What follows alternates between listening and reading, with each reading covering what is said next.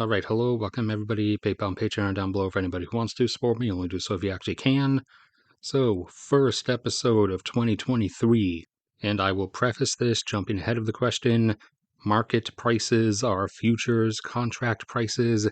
They do not reflect in consumer prices, at least the movements do not reflect for several months after the price is seen, that these are futures contract prices for gas, oil, insert product here that will be delivered a few months from now.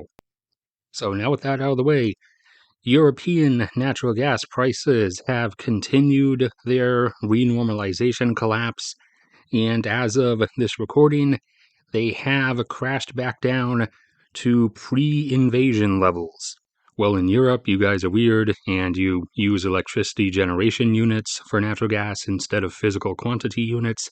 So everybody's normally used to me referring to natural gas in 1,000 cubic feet. So back converting from the European units, European prices have crashed down to now $24 per 1,000 cubic feet.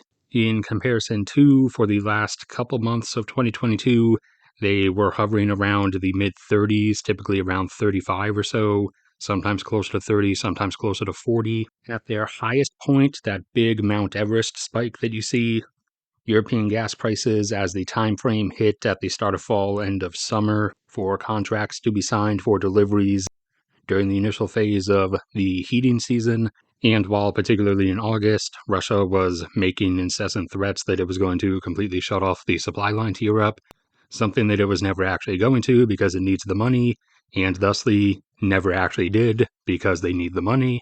So during that time frame, European natural gas prices briefly jumped up to $100 per 1,000 cubic feet, and the effects did even echo across the Atlantic into the U.S. natural gas market, where U.S. natural gas prices went up to around $9 per 1,000 cubic feet. However, after that, European gas prices collapsed down to that mid-30s range, and before going up to 100 for a number of weeks, natural gas prices in Europe had been around $50 per 1,000 cubic feet, which had been a massive abrupt jump up from being around 30 or in the lower 30s, which was the general price frame that followed the initial spike up to about $65 per 1,000 cubic feet. And before that, pre-invasion, pre-2020 even, during 2021, or at least the later half of it, European gas prices had already been elevated for a number of different reasons. It had actually been in the upper 20s, between $25 and $30 per 1,000 cubic feet. However, now European prices have gone all the way down to and below the former lower end of that range, down under 25, now down to 24, potentially dropping further, although potentially also flattening out here in the lower 20s, as barring region-specific events. The European and U.S. gas markets usually follow the same general pricing pattern throughout the year, and U.S. natural gas prices have now flattened out. So the chance is probably that European gas prices are going to flatten out for the time being between 20 and 25. And normally anyways, back when everything was completely quote-unquote normal, natural gas prices in Europe are usually decently more than natural gas prices in the US anyways. Usually they were up closer to 10, while the US natural gas prices were around $3 or $4. So the prices, technically future prices for the spring, are still between 2 and 2.5 times what previously normal European natural gas prices would be, but they are well below now the horrendously elevated prices throughout 2022 that Russia kept threatening and promising were going to be eternal.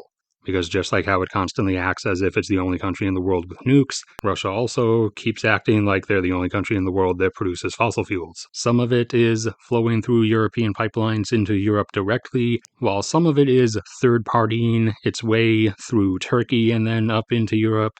And Russia not liking the fact that middleman countries are still just having them send the gas to Europe anyways, but not actually doing anything about it, because if they refused, then they wouldn't be getting the money for it. And so to close out, what caused this final crash down specifically? Well, firstly, the European winter, with the exception of one brief episode, has turned out to be mild and in many places warmer than normal, so natural gas demand was down. Super green countries that normally hate coal with a passion, like Germany, just switched on coal-fired power plants instead to reduce their gas consumption. And now, as I said, these current prices are prices for contracts for the beginning of spring, which is obviously when things start warming up, when the heating season basically dies down. So demand on the normal yearly cycle drops during that time frame, and so expecting futures prices normally drop within this time frame accordingly. And that's about it for this one. So thank everybody for sticking around and listening. Like if you enjoyed, subscribe if you haven't already. You can support me through PayPal or Patreon if you want to, just only do so if you actually can. I also have hundreds of other episodes about all kinds of stuff you can watch or listen to if you want. Also go subscribe to my cat's channel, help us eventually get her up to 1,000 subs, so she can hopefully one day get monetized. But no matter what happens to me, may God bless and protect all of you, and I will see you all around next time.